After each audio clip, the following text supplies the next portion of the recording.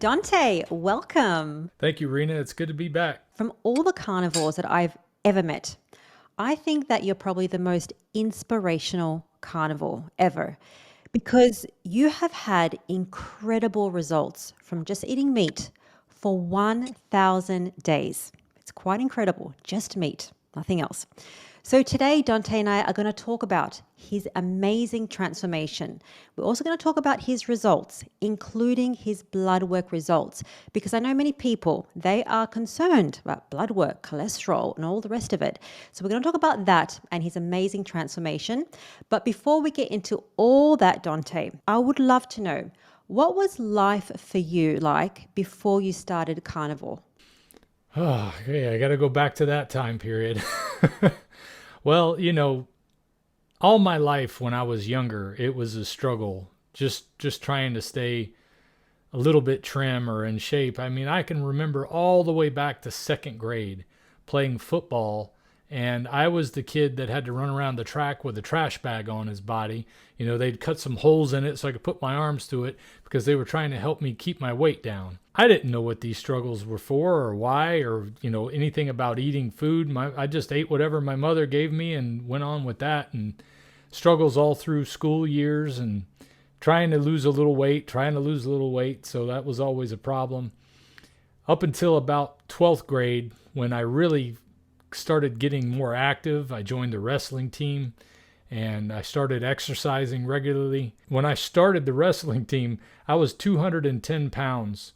And when you wrestle in at least amateur wrestling in the United States back then, the weight classes stopped at 189, and anything over 189 was heavyweight.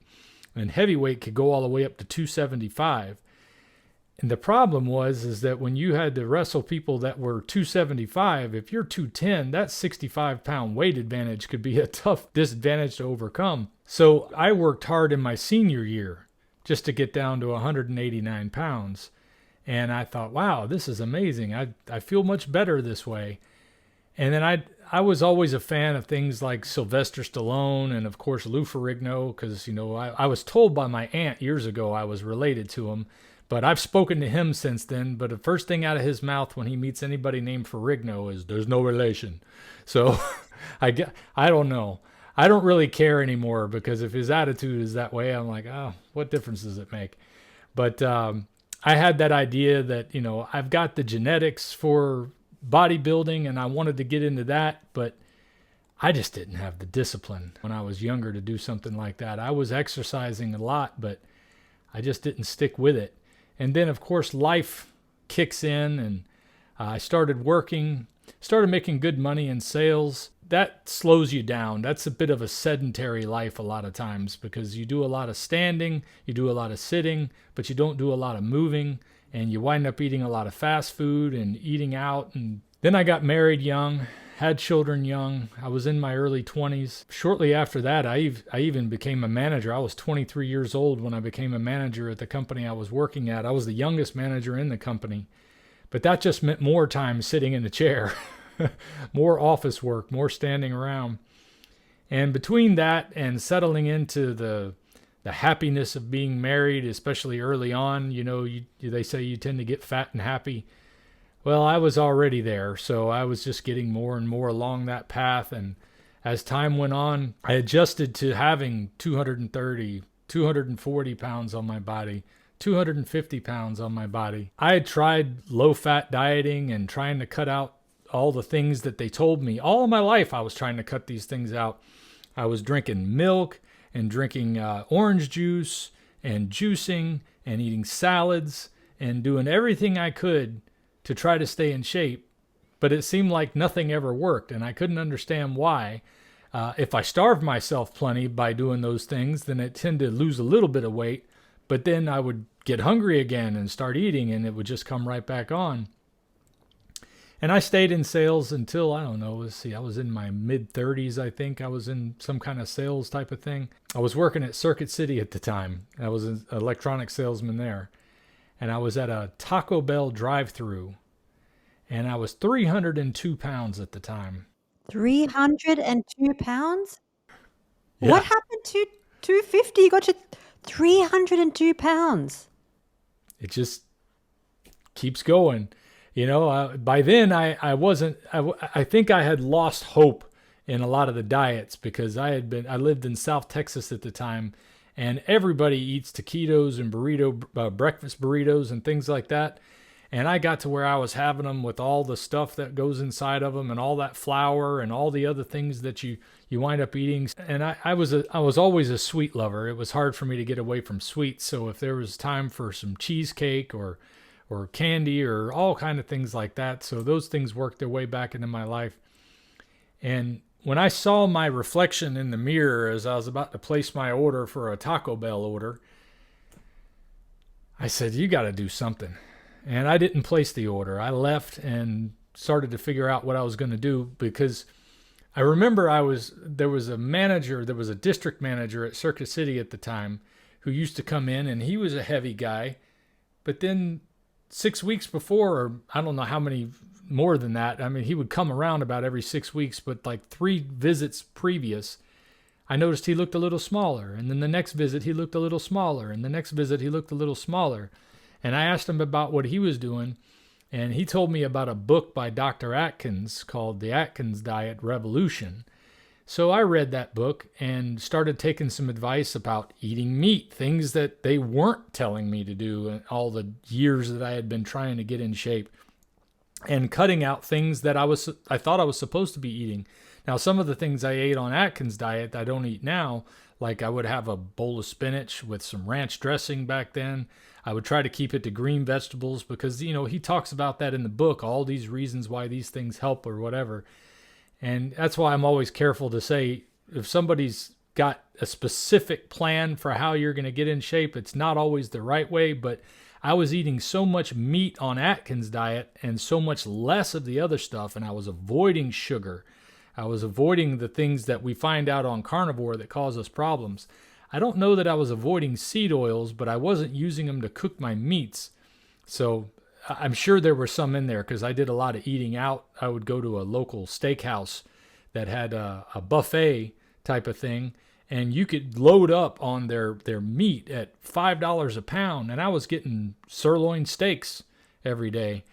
So I wound up getting down to 200 and I think it was 214 at the lowest when I did Atkins' diet.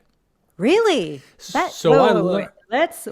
that is 100 pounds by eating more, and it's meat. I mean, Atkins, and it's so interesting. So many people follow the same journey. I hear people that are doing the vegetarian, vegan, paleo, keto, the low fat. They've tried everything. And then they find Atkins and they say, that really worked. But you mentioned the seed oils. You mentioned the vegetables. So I think that as we're finding with carnivore, it's that next level up. It's it really is so powerful to get that next level up without without tracking calories and eating less, without that restriction. I just want to say that was amazing. 100 pounds just from doing Atkins. Incredible. Yeah. Actually, it was 88 pounds in 6 months. I did it from the end of December to, I forget, I think it was sometime in May. But I remember it was 6 months and I had lost 88 pounds. I went from a size 42 pants to size 32. And I mean, that's 25% of my circumference was gone. That was amazing. I hadn't been in 32 pants probably since I was in 12th grade when I was on the wrestling team.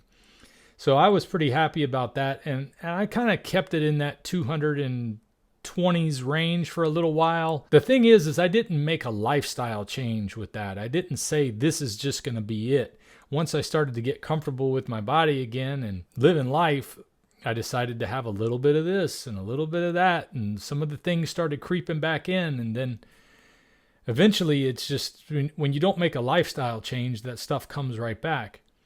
But even then, even when I lost that weight, I didn't feel like I do now. I didn't know what the difference was because I didn't know anything about it being different. I was so happy about losing that weight. It made such a big difference. But I wound up putting the weight back on, especially when I got remarried and we got fat and happy again. And my wife loves to make like pasta and all kind of, and she's she's a pleaser when it comes to making food. She wants to see, here, this is going to make you happy. This is going to make you, she's good at like giving those things that are going to make you feel good or whatever. And I would eat it up. I'm not blaming my wife now, don't get me wrong, but it definitely was a lot easier, especially with her making those things. And then I became the administrator at a retirement home. And again, I'm sitting in an office. I'm on my butt a lot of times, and I was eating whatever either she was giving me, but a lot of times I found myself going to Hardee's, and I would get a low-carb burger, but I would have it with the lettuce and the tomato and all the stuff that goes with it. I would have mayonnaise because I remember from Atkins that mayonnaise was okay on Atkins. So there's the seed oil for you, because soy is all inside of mayonnaise. And I didn't understand why I was still gaining weight, even though I was trying to restrict some things. I started telling her, okay, I got to lay off on some of the pasta and I got to lay off some of these other things. But those were just fleeting thoughts. And then I would wind up having some more again eventually. So I felt like I was trying to restrict some of the stuff that I was doing, but I was still getting up there. And I remember one of the times I checked my weight again just before starting this, I was up to 289 pounds at one time. And I thought, man, this is just, I can't understand why I can't win this battle no matter what. Not that I was really putting a whole lot of effort into it, but I was putting what I thought was a fair amount of effort. I was eating maybe twice a day. I was trying to keep it low carb when I could, but I was still eating the standard American diet, ultimately, is what it comes down to. And I was squeezing in meals when I could, so I would eat whatever was available. And it wasn't the weight, though, this time. The first time it was about weight loss. One of the things that started to happen, and I think this has a lot to do with what went on in 2020, where we all started feeling a lot of pressure from the pandemic and everything that was going on.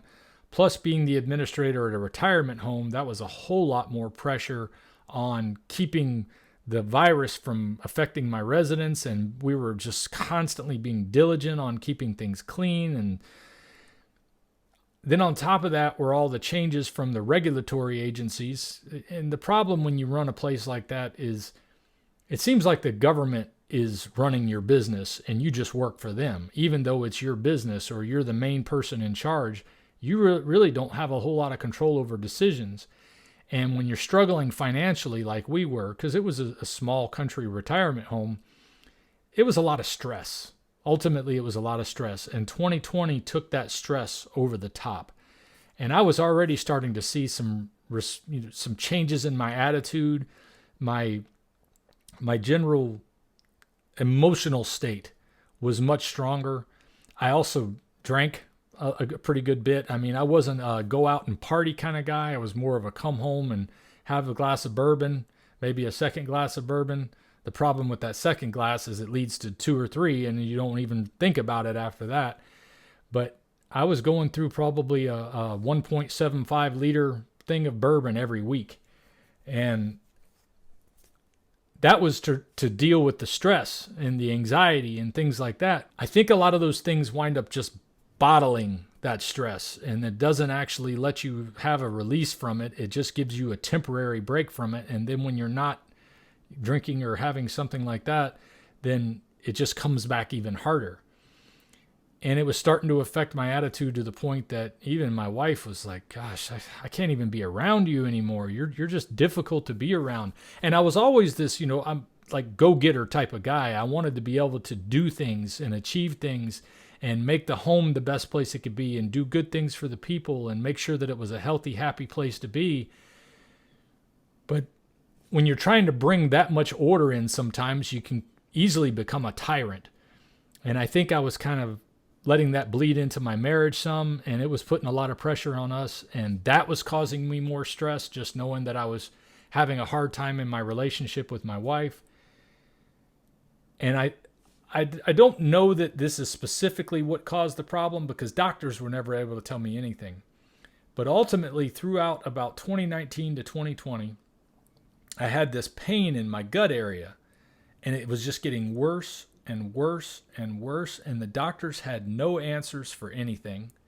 They didn't know that. I mean, they would scope up one end and scope down the other. They would looking at everything inside of me and saying, there's nothing wrong. We can't find anything wrong with you. And one of the other things I was trying to do to relieve some of the stress, or at least get my mental attitude right, aside from my faith studies, was I started watching Jordan Peterson. I'd been hearing this name around for the longest time. I'm like, who is this Jordan Peterson I keep hearing about? So I clicked on one of his videos on YouTube. I was instantly hooked.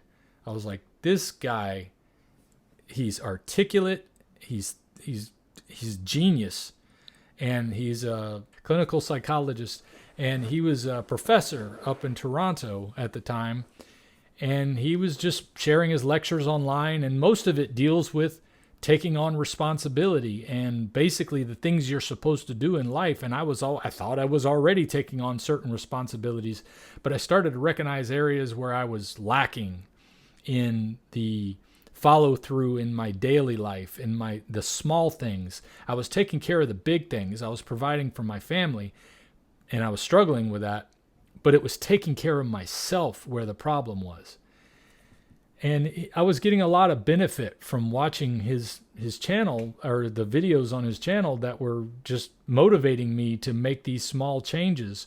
But I hadn't gotten to that point yet where I was really doing a whole lot with it. But I was watching and I was learning. And then one day I saw him on Joe Rogan's show. And Joe Rogan said, "So are you still doing that all beef diet?" And I was like, what? Wait a minute. All beef diet? Dr. Atkins said you got to have some greens, you got to have some of these other things along with it, but it was a lot of meat, but I didn't think it was possible to do an all meat diet, because I remember back when I did the Atkins diet, I was pounding vitamins like crazy. I had to take like 2 of the regular 1-a-day multivitamins, and then I was having a whole bunch of vitamins to go along with that.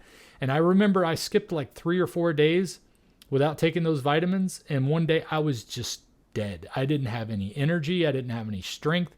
And I thought, well, that's the key. You got to keep taking those vitamins, because at the time I didn't know meat was loaded with nutrients like I do now. So when I heard him talk about this all beef diet, once I got over the shock of realizing that that's all he eats, which is specifically ruminant meats, but I mean beef was the focus. I started listening to what he had healed by that, the things that had changed for him, the things like getting rid of a gum disease that's usually related to heart disease. He had this numb spot on his leg that had been there for years that just went away, and that he had his vision got better. His I don't know if he was on SSRIs. I remember that. He was struggled with chronic depression in his family, and he thought it was more of a genetic thing, and it could be partially genetic, but it was clear that diet was changing that, because he was able to get past all of those things. And on top of that, he had lost a bunch of weight too, so he felt better than he'd ever felt. So I started looking a little further, and then I saw that his daughter Mikhaila was the one who turned him on to it, because she was basically searching to save her life. She was dealing with this problem that was basically, I think, called juvenile rheumatoid arthritis, and she had multiple surgeries. They were at the point they were about to fuse her feet to her legs, and she said, this is just no way to live, in constant pain. And she had the SSRI problem and all those things too, so I could relate to the pains that she was having. I could relate to the depression issues that they were facing. And I didn't want to take medicine for those things. So I thought, who knows? If it can heal all of these things that were happening for them, then maybe it could help my problem, because doctors sure weren't helping me with anything. So I said, you know what? I'm going to do this. And at the time I had a YouTube channel that I was doing. I started with my son because he wanted to share his video gaming stuff online. And I thought, well, I don't know about you just sharing stuff with the world, because he was a young kid at the time. He's 16 now, so he was 13 then. And I said, well, first of all, you got to be a certain age, I think, to broadcast your stuff on YouTube. But also, I want you to be careful, because you're putting stuff out there that's going to be out there forever. And these things could come back to bite you. So I said, rather than don't do it, I said, let's do it together. because I was into gaming. I liked playing video games and stuff like that. And I thought, well, we'll do that. And I had a small little audience. I was doing a golf clash gaming thing where I would just play golf on an iPad, and somehow that was a big deal, but it was a lot of fun at the time, and it was fun learning how to do YouTube. So I'd been doing that for about a year before I started doing Lion Diet. So when I started doing Lion Diet, I thought, I know there's a lot of guys in the community that are, struggling with weight issues because, gaming is a sedentary activity. And I thought, well, I'll make a video about this because I knew from my experience on Atkins that if I go with a lot of meat in my diet, I'm going to lose weight. And I think it's going to be pretty profound, and it might make some changes for people, and it might motivate some people to be able to get started, getting healthy again. I didn't know what else to expect from it other than the fact that I knew I was going to get a few pounds off, and I knew that maybe I could have some healing for the situation I was dealing with. So let's first talk about your results in the first 30 days of starting Carnivore. And I know that you were just eating ruminant meat. So that's Lion Diet. And we're going to talk about the differences and why Dante chose Lion Diet. What were your results in the first 30 days that you saw from just eating meat? First 30 days. One thing that was interesting is that I got satiated very quickly. I didn't feel like I was hungry. And I know that's not necessarily a result, but it is a big thing when you're trying to do something that anywhere you're restricting what you're putting in your body. Not being hungry was a huge benefit, because if you go around hungry all the time, you're going to eat the wrong things. And then also a lot of people, they haven't been able to train their body to know the difference, or their mind to know the difference between hunger and cravings. And cravings are always going to be a big issue when you're getting off of a lot of sugars and things like that. So the first thing I noticed was that I was able to eat and be satisfied very quickly. I started to notice that I felt better mentally very quickly. I can think clearer. I feel happier. Because I know I had a lot of seed oils in my food, because we used to use Pam and Vegeline and all those different sprays on our cookware when we would cook things. I was getting all that seed oil out of my system. And it was like within 3 days at least, I felt like a different person. I was still having pains. My stomach doesn't hurt nearly as bad as it used to when it does hurt, and most of the time it doesn't hurt at all. So it's starting to get better. And of course I was going through the keto flu situation, but that was much better than what I was experiencing before. And there's more to the before part. I mean, I was having such bad constipation before I started doing this diet that I would sit in a bathtub for an hour to soak almost every morning, putting Epsom salt in there, just trying to get something moving. And it was terrible. It was awful. So just being able to go to the bathroom at all was happy for me. I mean, keto flu was not a disaster for me. It was nice to be able to get something happening. And one of the things that I was doing to make sure that I was successful on this is I decided I'm going to make a lot of meat at one time, so I always have something available. Because if I did get a craving, or I did actually get hungry, I wanted to have something ready to go. Because I had known from my experience on Atkins diet that it's a process making meat a lot of times. Or, I didn't have access to that same restaurant that used to provide steaks for $5 a pound. So I had to make it myself. So I figured I would just make a lot of it at one time. And that helped out a lot. I think that was a big part for getting over the hump. And then adding salt was an unusual thing too, but I think that had a big part for the energy that I started to feel. I started to feel more motivated to get up and get started. And then I know within the first 4 months, I started having so much energy that I started exercising. Normally I'm the one who's dead tired by now. I'm telling you, this diet has made me feel like Superman. I am mountain climbing. I mean, mountain hiking. Because I had a very interesting experience this morning. I was able to pull off 50 push-ups in one shot. I don't think I've ever done that, not even when I was a teenager. I started off doing 10 3 times a day, morning, the noon, and in the evening. And then I started adding a little more to them. And lately I've been doing 25, but I had pushed up over 30, and then I hit 44 once the other day. And I don't know why. I just felt like this morning I go ahead and knock out 50 and I pulled it all the way off, and it feels good. It feels good. Well, and also prior to my diet, my sleep was terrible. I couldn't get to sleep at night. All the things on my mind were always there, so I'd wind up laying there looking at the ceiling or looking at the back of my eyelids trying to go to sleep, and then I'm check my watch. Okay, it's 2 in the morning. It's 3 in the morning. I'm still awake.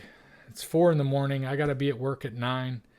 And it was awful because every morning was dragging out of bed and not being able to get started right, and then having to deal with the bathroom problems. And changing my diet has changed my life.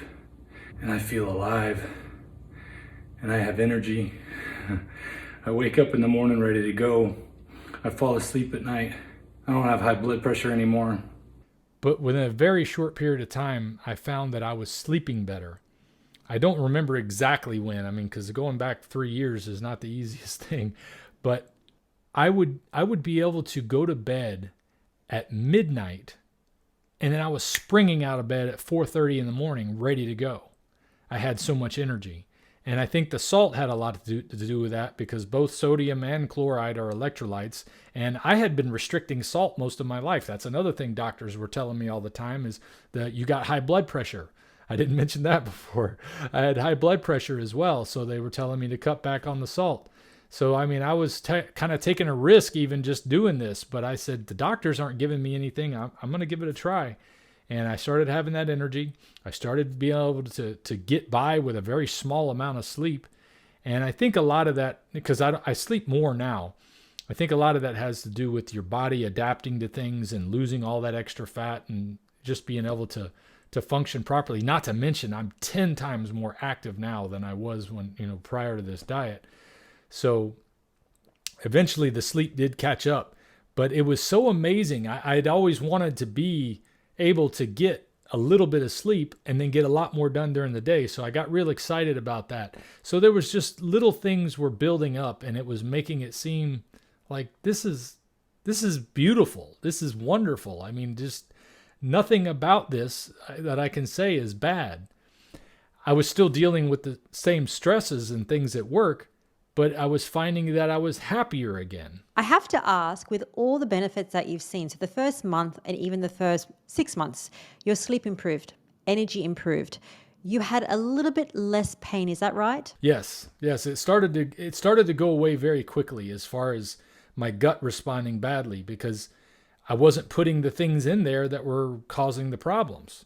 I think fiber was affecting me, because I had had a surgery done. They took my gallbladder out back in 2002, which I think now is related to all that low-fat dieting I was doing, because I was starving my body of fat and thinking that was going to make me healthy. Well, my bile was just sitting there with nothing to process, and the body wasn't being told to release bile to deal with this fat. So that caused the stones. They took that out. And back in '02, they were into putting the mesh into people's body to seal up I don't know in what all different cases they use it in, but in this case, it was the abdominal wall that they cut through right above the belly button to go through to get the gallbladder out laparoscopically. So they put a mesh in there to give it some support. Well, since then, I found out those meshes are a medical nightmare, especially if you have a problem. And my mesh ruptured or something. I don't know exactly what happened, but I know about 5 years later, after I had the mesh put in, I started to notice this little, felt like a snake moving in my belly button area. And I said, what is that? What is going on? And it turned out that my intestines were poking through the abdominal wall into where the fat stores are. And I could feel the movement in my intestines on the outside. And I had to have that fixed. Wow. Yeah, it was rough. So I went to the doctor and I said, I don't know what's going on. They said they got to repair the mesh. So I thought that was what they did. And the reason I say I thought is since then I've had a CT scan done, and they say they can't even find the mesh. So I don't know what they did when they went in there. But whatever they did, that I think exacerbated some pain too, because that was right where the location was where I would have the pains that I was always having. So getting out the seed oils, I think, were a big part, because that was causing what I now believe was leaky gut. and causing those things to leak through that cause you to have those autoimmune responses and those gut problems that you might have. And then also the fiber.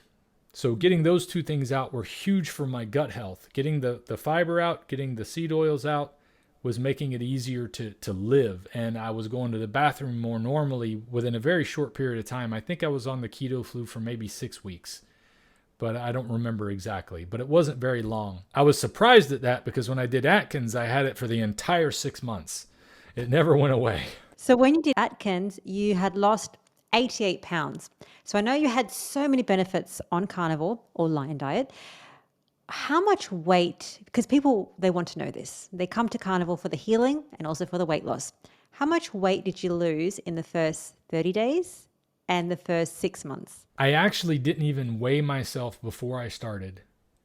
And I didn't start tracking my weight until 2 weeks in because I wasn't focused on weight so much. I figured it would be obvious in my appearance changes for the video purposes, but I was still in a bad place mentally when I started. You know, the emotionally and with the stress and everything.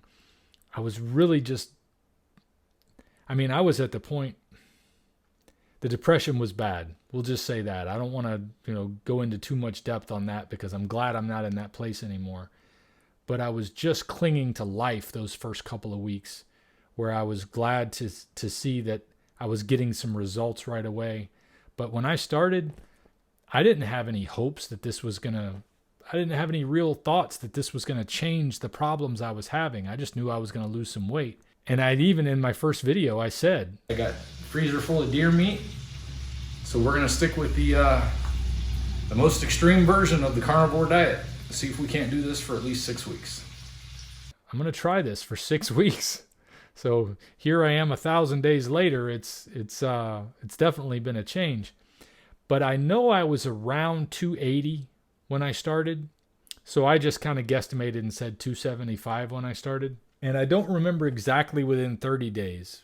But I know a lot of my viewers have watched my channel and they'll tell me you lost 30 or 40 pounds in 2 months. I'm tipping the scale at 238 now. In 43 days. Saturday, April 3rd. Let's see where we are now. 222.5. Ultimately, I got from wherever I was around 275, 280 down to 214 pounds in 125 days. And that was the same weight that I had gotten down to on Atkins diet in 6 months. Even though it's not the same amount of weight loss, I was excited. I was like, man, I'm right back to where I left off when I got on a similar way of eating years ago. So that was exciting. But what's most important is that you've maintained the weight loss. You've maintained for 3 years. It's not just 6 months. It's not just, less than a year. You have maintained it. This is your life now. And I think that's what people want. They want something that's not just a diet, not just something that they can just start and finish and then, back to your regular lifestyle. Because with Atkins, you said that things started to creep in. So the question I think many people would want to know, including myself, is how do you maintain consistency just doing the lion diet? Because lion diet is just ruminant meats. It's not even broad like carnivore. It is just ruminant meat. What makes you so consistent with that lifestyle now? Well, there's a few factors. Preparation is a big one. Like I said in the beginning, I was making a lot of meat, so I would always have it ready. Within those first 125 days, I did discover the air fryer. Found out about air frying ribeyes yesterday, and oh my God. I don't know why I ever grilled them before. It was awesome, just delicious. Everything was so juicy, which made it a lot easier to make a steak in a very short amount of time. I think on average it took me about 13 to 14 minutes to make a steak the way I wanted it. And I said, I can wait 15 minutes to eat if I'm hungry. So that was fantastic. And I stopped having to make all my food up front. The one thing I didn't like about making food up front is hamburger meat doesn't do well reheated usually. Although I found a trick for that recently too. Oh, okay. Yeah, I talked about it in a recent video. I keep a crock pot going almost all the time now with something in it. And whenever I've got some hamburger meat I want to reheat, I just drop it in there and all the fat that's in there, because it'll be, this high with liquid. and that'll get it juicy and warm again without having to microwave it and get it all dried out when you try to choke down a hamburger that's been reheated. It's not very comfortable. But anyway, the air fryer was a big change for that because I didn't have to spend time cleaning the grill afterwards when I would go outside and grill, and I didn't have all this splatter everywhere that came from cooking in pans, and even the oven didn't need as much. The air fryer was just real easy to clean, so that made it easier. Well, because Atkins, and I've seen many people that do Atkins, including Lisa Duncan. She's a 3-year carnivore. She's been on my channel as well. She did Atkins, and then you kind of go back to where you were before. I think and that's the same with keto as well. I think the main thing is that when you allow more things in, it's easier to cheat. But when you allow a little bit of restriction, and restriction is the path to freedom. And I spoke about that with Coach Bronson on a previous video. When you have that restriction, it's not restriction like you're narrowing your life, you're actually giving your body the energy and the nutrients that it needs to thrive. When you allow things that are keto approved or carnivore approved, it's very easy for your taste buds to just go off and just think, oh, okay, I can have this, and then this, and then this, and this, and this. And then before you know it, you're back to where you were previously. Dr. Anthony Chaffee also talks about that with fruit. And we're going to get into a game a little bit later, talking about different foods. Fruit. The problem I had with trying fruit is I did try some nectarines and some peaches. I also tried some blueberries, which unfortunately I could not try again. I had immediate reaction to blueberries as if I had taken a drug that I might be a little bit allergic to. It made me feel flushed. So I discontinued those. But the nectarines and the peaches were not having any bad reactions, except that I wanted more and more. And then I started wanting other things. My wife, who does not do this diet, but has occasionally whatever she wants, normally it doesn't bother me at all if she's having some ice cream or something like that, because I've gotten to where I don't like ice cream anymore. But after a few days of trying fruit, for like 4 or 5 days of trying fruit like this, and I was trying to have one a day, I think the minimum I had was 2, and usually 3 or even 4 pieces of fruit. And I said, you know what? This is not sustainable for me because I just have too much of a craving for the carbohydrates. And I don't have any need to crave carbohydrates, except maybe that they cost a little less than meat does. But I love the way the meat tastes. So as much as fruit seems to work with my body, I'm not ready to incorporate it into my way of eating because it seems to lower my defenses towards sugar.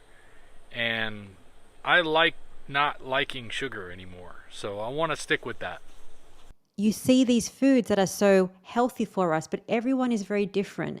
And the way that you're doing it is working for you. In my opinion, it could be because it's that narrow focus. You know what you have to eat. You're making it in the air fryer. It's very quick. You're making the lifestyle work for you. And that's why you've seen, that's just my opinion. I could be wrong. Maybe I'm wrong. In your opinion, would you think that, or is it something different? Well, one of the things is I decided I'm not going to take any shortcuts by getting somebody else to prepare my food or buying pre-prepared food, because I couldn't be in control of what was in the food then. And that was a big part of just having the discipline to make your own food all the time when I wasn't used to cooking. So, I mean, it was a learning curve for me to even get to where I could do this on a regular basis. But it didn't take long, because once you've done it every day for even a month, you started a habit now, so it makes it a lot easier to move forward. And I was finding easier ways to do it. I wouldn't necessarily call them shortcuts. I mean, the air fryer could be kind of considered a shortcut, but I'm not having anybody else do the work for me. I'm still the one doing the work. And I would plan, when I'm going to go out with somebody, I'm going to already be full. I don't want to have to go out to eat somewhere and be tempted to have something they're going to have. Lots of good food. Where's my food? Wait. Oh, they didn't have any food that I could eat. I'm not hungry. I ate this morning. I'm fine. It's the crazy thing about this diet. I can sit here and watch you eat all this stuff I used to love to eat, and it means nothing. It means nothing to me because it's not what I want to put in my body. because I don't know if they're using seed oils. I don't know what they're putting in there as far as seasoning. And early in my diet, those things would affect me tremendously. And they still do. I'm still sensitive to the stuff that's not on Lion Diet. And you had asked about why I decided to do Lion Diet. It was because when I introduce those things back into my body, when I introduce plant materials of any kind, seasonings, vegetables, seed oils, they all have some kind of an effect on me, and it usually comes with digestive discomfort. It can affect my attitude. I think especially with the seed oils, I found out 9 months ago, I started eating food at a restaurant that I thought wasn't using any seed oils when they cook anything, but they weren't considering that seed oils on the grill to keep the grill greased still counted. And I was eating that for about 6 months. And I started to notice that I was like, why am I struggling with this anxiety again? And I really think that the oxidation that comes from seed oils and what it does inside your body and bringing back inflammation, it has a tremendous effect on your attitude, because it was starting to cause me to have anxiety that I wasn't having again. Going back to staying consistent with it, it was really about just making sure that I had the food that I needed to eat every day so that I could get through. But it was easy because I found that there were days I wouldn't even be hungry all day. I would wake up and go through the day, and I would look at the clock, and it would be 2 o'clock in the afternoon. I haven't eaten yet. I haven't even thought about eating yet, which was unusual for me prior to that. So that started to make it easier because my body was consuming its own fat, plus I was eating the food and getting all the nutrients I needed. So it's like Dr. Chafee talked about, once your stomach starts to tell your brain through that vagus nerve that, oh, we got the nutrients we need, you can stop now. So I didn't need to eat as much quantity to feel like I was full because I was getting the nutrients I needed. I think that's the main thing, is that you found a way of eating that you enjoyed, that was easy. Oh, that's a big part. I got to definitely point that out. I love eating steaks. So, I mean, I got away from burger pretty early, but I've gotten back to it now that I've been better adapted, because when I buy whole cows, I know that I'm getting good quality meat. So you have to be careful with burgers sometimes, because at least here in the United States, some of the places you buy them from will say natural flavoring or something like that, and you don't know what they're putting in there. And sometimes they're using seed oils to grease the grinder, so you got to be careful with where you're getting when it comes to burger. But steaks, oh, just wonderful. Made it easy. But that's the thing. Do what you love. If you love steaks, eat them. If you love pork or beef burger patties or salmon, have it. Have If it works, what you love. do it. If it works for you, if you can tolerate it, have it. I also now wanted to talk about something I know that many people really want to know, because you've been carnivore 1,000 days just eating meat. People want to know, well, what happens to your blood work? What happens to your results in terms of cholesterol and, your vitamins and all the rest of it? So now we're going to talk about your blood work results, because I'm sure that people are just thinking, well, he must be dying just eating meat. But you're not, because they were absolutely shocking. So I have them here. The first thing I wanted to ask you was your kidney function. What happened to your kidney function? Well, just prior to carnivore, my doctor had taken my blood work about 6 months before that. And I know my EGFR was in the 60s back then. And I don't even know if I knew then or if I found out later. I think I found out later when he told me my kidney function had improved, because my first visit afterward, it was in the 70s. And then the next time after that, I think it was in the 80s. So he said, your kidney function is getting better. And I said, was my kidney function bad before? He said, yeah, it was eking down there. It was getting down to a level that I wasn't, terribly comfortable with, but it wasn't bad enough to really put you on any medicines at the time. So that was a surprise, because one of the things everybody told me, oh, you're going to kill your kidneys eating all that protein. My kidney function started improving immediately, and within the first 6 months, it was the best it had ever been. And I've had my kidney function checked since then. And also, what's that other marker for kidney function? I always forget that it's a longer word. Creatinine clearance? That's it. That stayed, pretty much the same, which is a good thing because you don't want that going to, adjusting at all, because that's the best marker for overall kidney function. But my EGFR kept improving, and the other one stayed the same. So my kidneys have been great. Let's talk about the next one, which is you mentioned that you had elevated blood pressure before. So, eating lion diet, just eating meat, lots of saturated fat. What happened to your blood pressure? Well, one of the things is I was taking lisinopril every day prior to eating lion diet, and I was starting off still taking the same medicines I was taking. And within the first 30 days, that's a good point. It's so funny how I think of these things after the fact. Within the first 30 days, I stopped taking my blood pressure medicine because my blood pressure was getting so low that I was feeling woozy sometimes. So as soon as I stopped taking the blood pressure medicine, then I felt great. And then I saw my doctor, I think it was 60 days in or something like that. And I told him that I hadn't been taking it for 30 days, and he had checked my blood pressure when I came in. He said, well, good, you don't need that anymore. So that was a quick one. Considering how much salt I was taking in and all the news I'd been told about salt being a blood pressure killer, I was tickled pink to hear that news, because I was a little concerned about it. I'd wondered what's going to happen. What are they going to say when I go in there? Is my blood pressure going to be through the roof? Nope, it was normal. And it's important to preface that anybody watching right now, they're on carnivore, doing lion diet, seek medical advice with your doctor prior to stopping or ceasing any medications, because you do need to make sure that your markers are at the right stage and that you're under medical supervision before you start changing anything. And these results that Dante is experiencing is to do with his individual results. Not to say that, you or somebody else might have exactly the same results or at the same speed, but it just goes to show how incredible eating meat, taking out all the rubbish is on your health, and that immediate benefit on your blood pressure, on your energy, on your sleep, from taking out everything and just purely eating nutrient-dense foods. Just incredible. I will say here that I think there are a lot of doctors who really do care about their patients and are wanting to bring them to a healthier lifestyle, but the focus of the medical industry right now doesn't seem to be fostering a situation where they can do what they would really like to do, because it's more about prescribing medicine.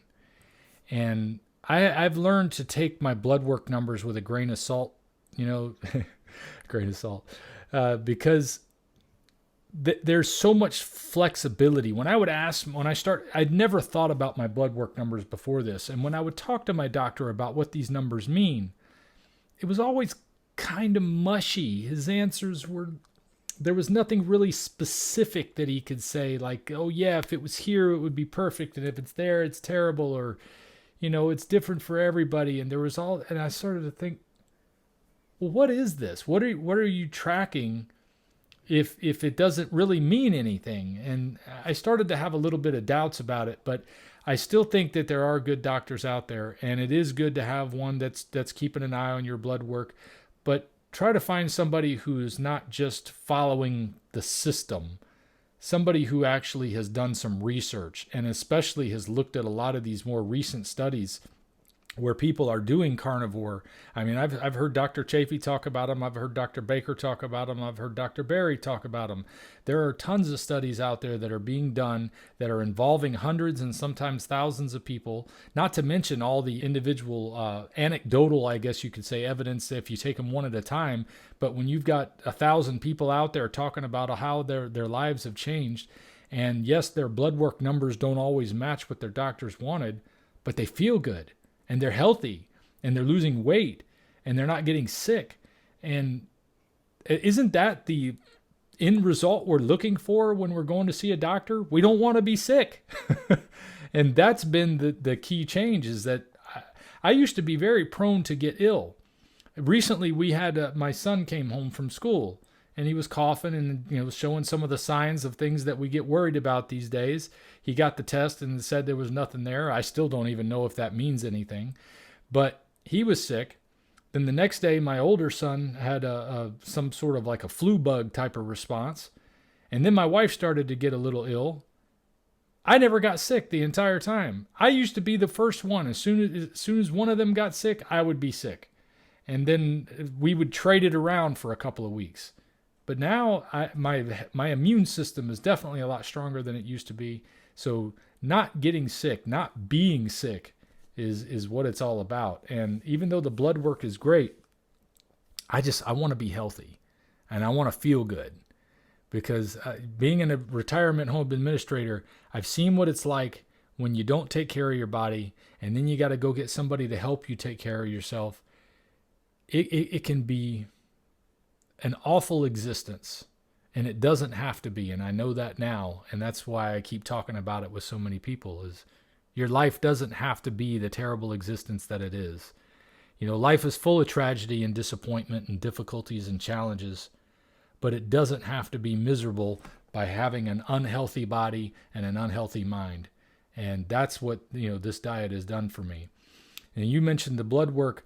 With the cholesterol numbers, I wanted to be able to come back and say that my numbers were perfect. And I remember one of my first cholesterol visits, my LDL was technically high. It was like 110. But I found out since then, some people have a lot higher numbers. Yeah, you got the numbers there. You can mention that. That was very interesting and that was probably the most shocking to me, was your cholesterol, because you were saying that your LDL was over 100 and then your LDL actually came down to 91.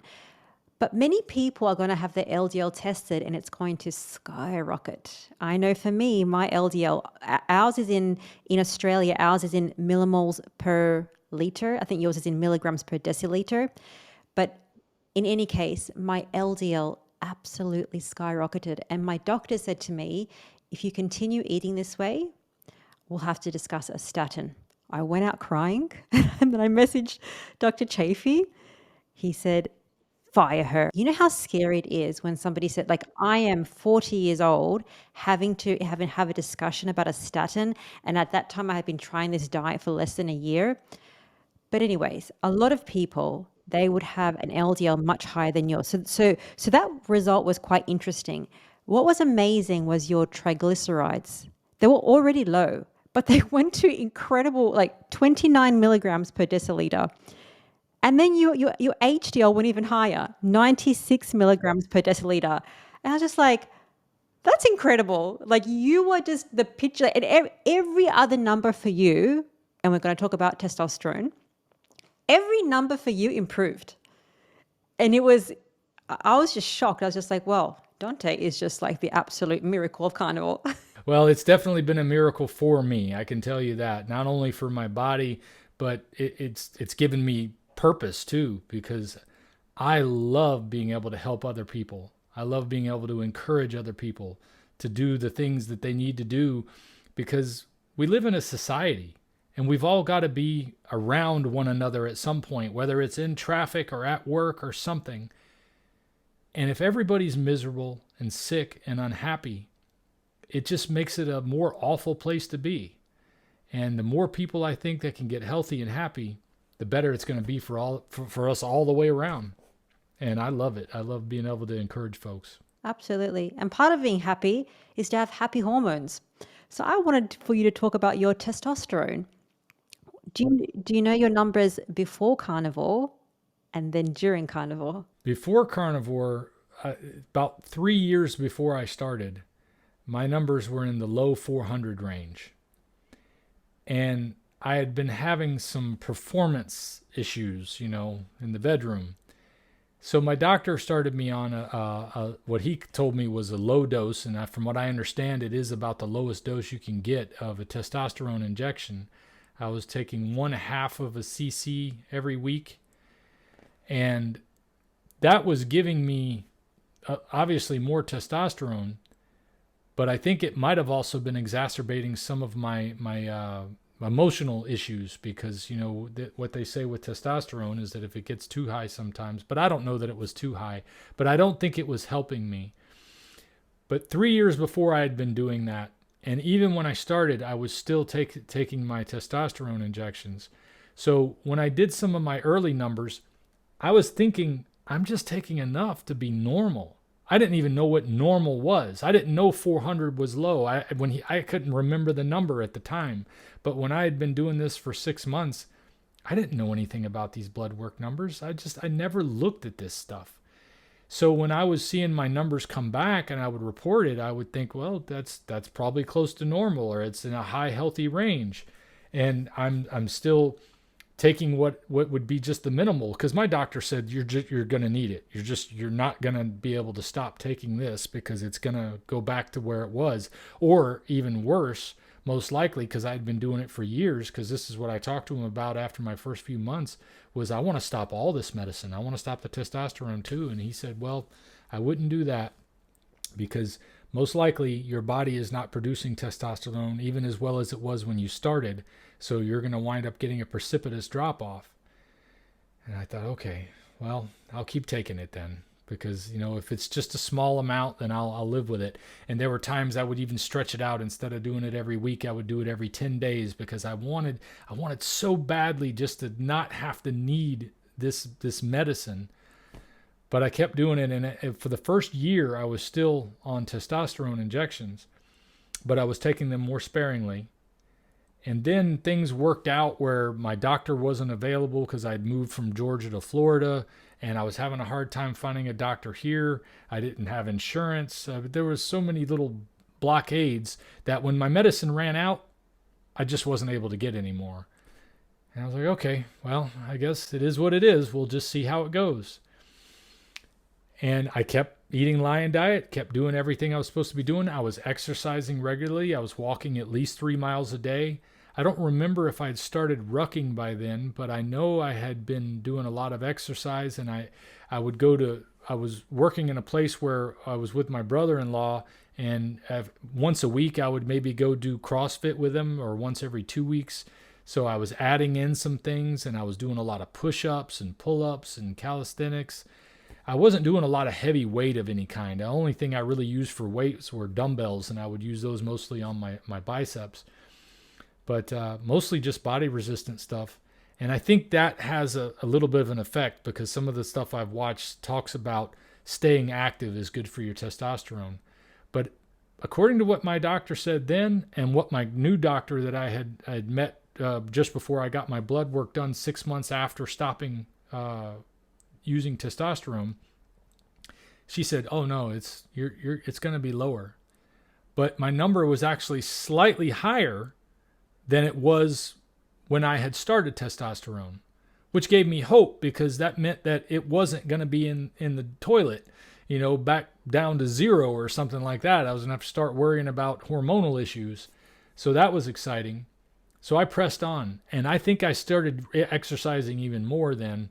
But because I think that was when I started using the weighted vest. I would wear I started off with it like at 16 pounds, and then I went up to 20 pounds, and then 24 pounds. And finally, I just use it at 40 pounds all the time. And that extra weight and resistance just adds more for your body to do. Plus, it makes me feel lighter all day long when I'm done, because I went for a ruck this morning, as a matter of fact. That's why I'm still wearing my workout outfit. I went and got my testosterone checked again. I think it was maybe January or February of last year. But anyway, it was about 6 months later, and my testosterone levels were back to a normal range. You may have the numbers there. Yes. So prior to you were on testosterone replacement therapy, your testosterone was about 395. Your testosterone off TRT and doing Lion Diet, it went to 585. So that is kind of normal to high. Off any medication, when doctors would tell you, oh, your testosterone's going to tank, you have no hope. You had the hope, you got your life back, you got your hormones back from just eating nutrient-dense foods. But that is so incredible, because hormones matter. Hormones is what dictates our energy levels, our sleep, our drive, everything in life. And the fact that your testosterone improves so much without medication, but you are consistent with your diet, makes the biggest difference. And the diet really is the key. Sometimes people want to nitpick, and they say, yeah, well, you're clearly exercising. I'm like, yeah, but I'm exercising because of the diet. If it wasn't for the change in the way I was eating, I would never have found the desire to get up and do the things that I do. Because if I didn't exercise now, if I didn't use this energy that I'm loaded with all the time, I would just be like somebody who drank 10 cups of coffee. You know, I would feel like I had all this energy that I had to let go somewhere. So exercise kind of is a side effect of once you start getting healthy, you start doing things. And I've got so much more activity in my life now. Even on my job, I usually get 3 to 4 miles a day because I'm a waiter that serves in-room dining. So I'm constantly walking, and I'm pushing a cart across the carpet. And then I come home, or, you know, before I leave, and I've been trying to do it again, I do the rucks in the morning. So, and then I'm working all the time between working at my job and working on my channel. I never would have thought I could get this much done in a day, because it just always felt like I just didn't have the energy and I didn't have the desire. But all of that desire and all of that energy was amplified by changing the way I eat. Absolutely. And the one thing that I love to talk about when we talk about carnivore or lion diet, and by the way, let's just quickly talk about the differences between, because Dante is saying he's doing lion diet, and then we have carnivore diet. So lion diet is just ruminant meats only. So you think about beef, venison, lamb. Any other meats that I'm missing, Dante, that you eat? Beef, venison, lamb, elk, buffalo, bison. I haven't tried giraffe, but that's on the list. I haven't had goats. I have had goat cheese occasionally, but that's, you know, I don't typically do cheese because I don't do well with dairy in general. Well, we're going to talk about some foods in a second. But that is lion diet. So then carnivore is, you do have a lot more variation with carnivore, even though for some carnivore seems very restrictive, right? But you're doing lion diet, which is just the ruminant meat. So now I wanted to go into some 10 very common, delicious carnivore foods and get your opinion on these foods for people that are just starting and they're just thinking, well, what should I be eating? Can I have cheese? Can I have a ribeye? Can I have, sardines if they wanted to have sardines? I don't know many people if they like sardines, but I would love to get your opinion on these foods that I have here. And just in one line, what is it? Is it good? Is it bad? And any caution that you have for somebody wanting to eat these foods. How does that sound? Okay, that sounds good, but let me preface it with this. It's going to be case by case different for some people, because the reason why lion diet works so well for me is that I'm much more sensitive to things that are in certain foods. And it's not going to be the case for everybody. I've seen some people do gangbusters good, just doing carnivore, eating any animal meat they can get their hands on, fish or, seafood or whatever. But for me, it might be a little different. I'll try to keep it to one line if I can, though. Just to keep it quick and snappy. Let's try. This one is easy. Oh, yeah, definitely easy. Ribeye is king, baby. If I could eat a ribeye every day, I had 2 ribeyes last night, as a matter of fact, and I was like, I feel so good eating ribeye. And because I have, I'm going way more than one long don't worry. Ribeye is a great fat to protein ratio.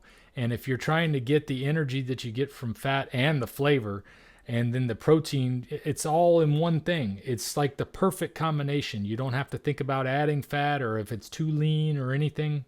Ribeye is king. I love that. And I've seen you make your ribeyes in your air fryer. So if you want to check out how Dante makes his ribeyes in the air fryer and they turn out delicious, I'm going to leave his channel in the description of this video. You have to check out his recipes because it is so good. It's so easy. Next one. Ground beef. Ground beef is awesome. You just want to be careful to look at the ingredients on the package, because sometimes it's going to have something in there that you might not appreciate. Artificial or even natural flavors, because natural flavors can mean a lot of things. But one of the things that, from what I understand, what I've been looking at with the FDA, is it can't mean animal products. If it's an animal product, it has to state more specifically what it is. So if it's natural flavorings, it's probably plant related. And if you're on lion diet, that could cause you some problems. If you're not on lion diet and you're not as sensitive to those things, may not be as big a deal for you. I love that you said that, because earlier last week when we had our previous conversation, you mentioned the ground beef and then you mentioned natural flavors. And I thought, I never actually look at the ingredients on the pack of ground beef. I just assume that it's just beef. Guess what now I'm doing? I'm looking at the ingredients. I'm like, okay, the beef. Okay, just beef. Good. I'm good. There's no, because I'm also very sensitive. Even recently, and we'll talk about it, I'm sensitive to eggs. So it's just crazy. Next food. Bacon. Bacon is great for most people. There's no doubt on a carnivore diet, bacon can be a staple. Pork and I don't get along though. I think it's just when you're eating the clean meats, when you're eating those ruminating animals that have that multi-chambered stomach that is designed to, they eat vegetables and their bodies can get rid of all of those toxins. It just makes for the cleanest, most healthy meat you can have. I've had pigs before. They eat anything they can get into their mouth, and sometimes that includes feces and things like that. So they're a much dirtier animal as far as what they eat, and some people can appreciate this for faith reasons as to why they don't eat pork. But as far as the health side goes, I don't think bacon is a problem for most people. But if you're having gut issues or autoimmune issues, it might be best to leave the bacon behind until you maybe try to reincorporate it later on and see if it works. I tried to, and it didn't work for me. So Very well said. I have the same issue with bacon. I have it now as a dessert from time to time. Maybe I might have a little bit of bacon, but it's not something that I have every day. Again, for me, it's the gut issues, which I never knew I had until a few months ago. This one I also have problems with. Curious, you might have problems with as well. butter. The biggest problem I have with butter is after reincorporating it, I have not been able to restrain myself from it, even though I've noticed some things that weren't good as side effects, like possibly a histamine response. I think it has a lot to do with the fact that my voice sounds hoarse a lot of times, but I haven't had butter in a week and I'm still struggling with that. So I don't know what the deal is. I think it just might be allergies. But I've been blaming butter for that for a long time. But I don't know for sure if it's the root of my problem. But I do know I'm sensitive to dairy in general. I tried even milk and I said, oh, can't do milk. Lactose is awful. And it depends on the person. My wife seems to thrive having butter, and I use butter to make their eggs in the morning and things like that. So for anybody on carnivore, I think butter is probably great. But if you want to know if it's really causing you any problems, try without it and then try to add it back, and you might be able to see. It's just be careful. It's addictive. Butter is delicious. Very addictive. It almost like when you start having butter, it kind of tastes like cheese, and it can have that association effect. And it's not to say don't have any of these foods. It's just giving Dante's opinion because he's been so successful and had such an amazing transformation. And if you want something similar, you might be sensitive to certain foods, even though they are carnivore. And that's why we're having this conversation. Not to say that something is totally good or totally bad, just to give more insight, because as Dante is saying, every single person is different. And even some people, they love raw milk. Raw milk. I haven't had a chance to try raw milk. I was trying to get a hold of some raw milk, but the guy who worked for the dairy farm around here never got back to me. So I never figured out where to get any, and I don't even think it's legal here. Some states it's illegal to do raw milk, and I don't know why it would be in Florida. This is like the freest state in the country. But I wasn't able to try raw milk, but I did try regular milk, and I loved it. Of course I loved it. It had sugar in it, and I was feeding myself my old addiction. That sugar is called lactose. I didn't even put that together. Like I said, I wasn't thinking about these things before, but once I started to draw that comparison, I realized I got to leave milk out. I would say raw milk might be something that people could experiment with on a carnivore diet, but if you're doing lion diet, it's probably best to leave it alone, as well as all other dairy products. Absolutely. The next one is interesting. Eggs. Eggs are one of those ones where it's like, is it dairy or isn't it dairy? It's not dairy because it's poultry. But, again, lion diet, poultry is not part of the diet. Eggs are not something that you would normally eat starting off. I didn't have eggs for the first year and a half that I did this. And then I started to try to bring eggs in because around the time I started, I did an iodine loading test and saw that I was low on iodine. And I was looking for natural sources of iodine. Well, basically my research has developed that most of the natural sources are either going to be seafood, sea vegetables like kelp or something like that, or seaweed, and I wasn't going to eat that. And I'm allergic to regular fish, and I had gotten to the point where I just don't want to eat the filters of the sea. Like, I used to love oysters and things like that, or at least I think I did. I think I loved eating them and making people that couldn't eat them freak out, but it wasn't a flavor that I missed. Really, if I didn't eat oysters with Tabasco and horseradish and a cracker under it, then it wasn't good. So obviously it wasn't my favorite thing. So I just never got to where I wanted to eat those things.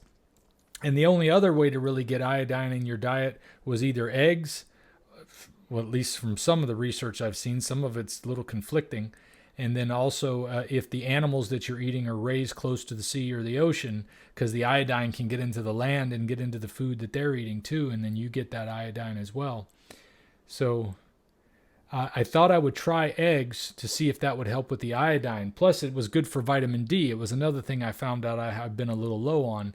And that's something that sometimes comes with age as well. Like I say, 48 years I was in this body not treating it the right way. And my skin wasn't synthesizing the sun as well, which is where you get your true vitamin D from. Vitamin D is not technically a vitamin, but it's something that you synthesize in your skin.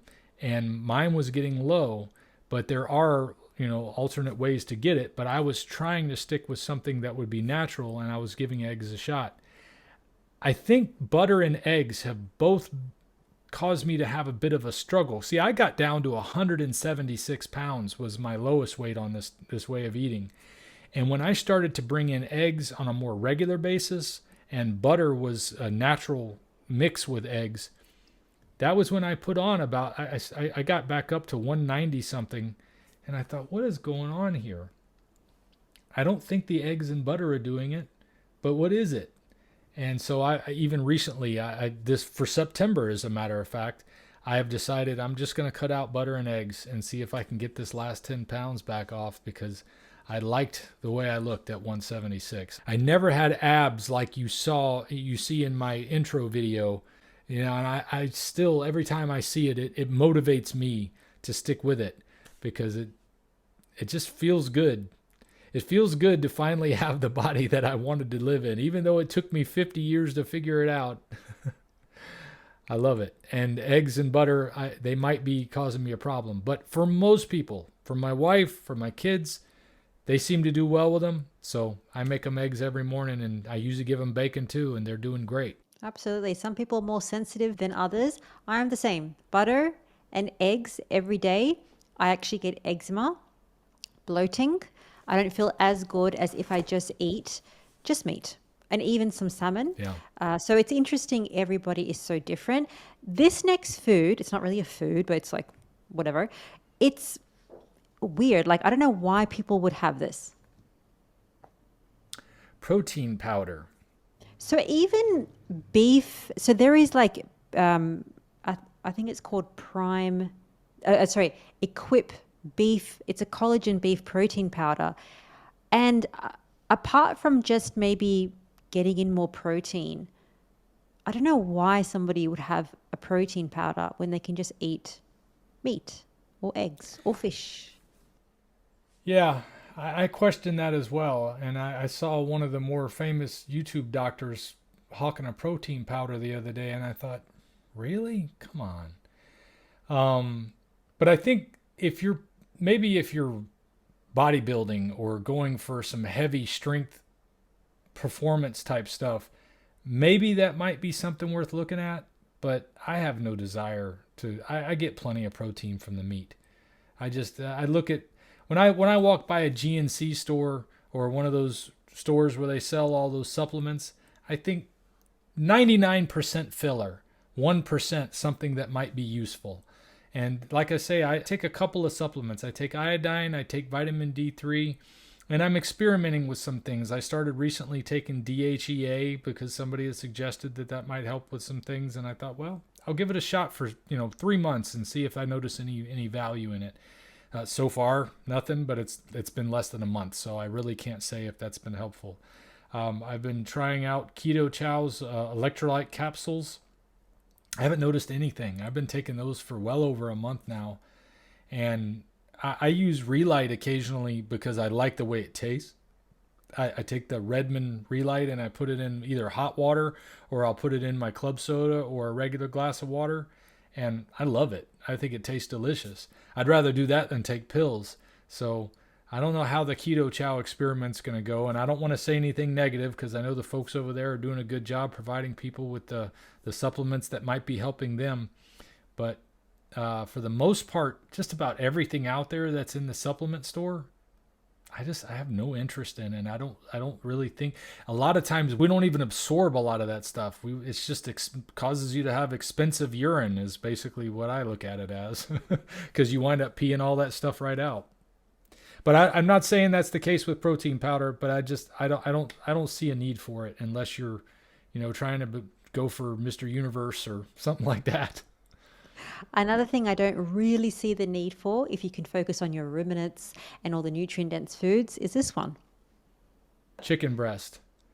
Well, again, on Lion Diet, I've not only not eaten chicken, I've not wanted to eat chicken. I've tasted chicken a couple of times, and it's just like, no thank you. And chicken breast was never my favorite anyway. When I go back to low-fat dieting days, chicken breast is what they always tell you to eat because it was the leaner of the meat. Well, that's what made it dry, and it's like, am I ever going to get through chewing this thing? So I don't see any value in it, except that some people might want to have some chicken in with their carnivore diet. But if I were on a carnivore diet, I'd say give me the dark meat, baby, because that's where the fat is. I also love, and this is where you talk about mixing different foods. So, even if you want to have chicken, because maybe you like the wings, chicken wings are delicious, covered in Parmesan, if you can tolerate the dairy. But you can also pair that with a bit of a ribeye or with your ground beef. It doesn't just have to be a solo meal. One thing I do love having is salmon. And the way I love to have salmon, and I know it's weird, but I can just have some ground beef and just a bit of salmon on the side. I know it's very strange, but I just pair two meats or seafoods together and I'm just in heaven. Well, for people who can eat fish, I have a fish allergy, so I can't eat fish. Oh, really? Yeah. But salmon is good because it is a fattier fish. So, I think that's a good part of it. So you're going to get really good omega-3s and 6 ratio there. Now, the last one, this one, obviously, you're not going to eat, and many carnivores are not going to eat it, but they might think about having a little bit in. So let's get your opinion on this one. Fruit. I tried reincorporating fruit. My biggest problem with it initially was quantity control.